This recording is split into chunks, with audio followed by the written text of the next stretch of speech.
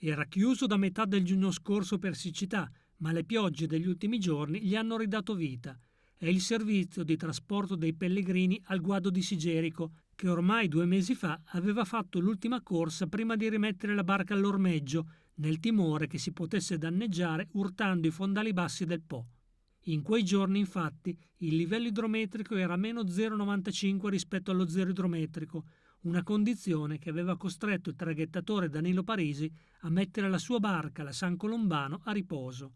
Una sospensione che non era mai avvenuta dal 98, anno in cui il servizio era nato. Finalmente dopo 2 mesi e 5 giorni, 65 giorni, stamattina ho traghettato i primi 3 pellegrini.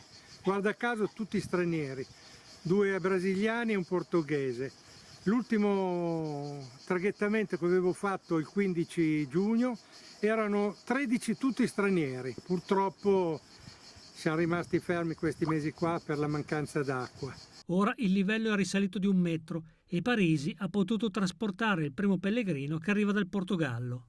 Tutti i giorni mi ha sempre chiamato in questi 2 mesi rotti, mi ha sempre chiamato qualche pellegrino per fare il guado. Io purtroppo ho sempre detto finché non piove non ce la facciamo. Invece questa mattina sono contento che il portoghese 2 giorni che aspettava di traghettare e finalmente sono andato a prenderlo. Domani mattina ho altri 4 pellegrini. Se il livello non cala ancora, prosegue Parisi, possiamo affrontare il mese di settembre, che è sempre quello in cui passano più pellegrini. Se tiene il fiume possiamo anche quest'anno arrivare almeno a 1000 pellegrini, adesso sono a 500, sui 1000, 900, 1000.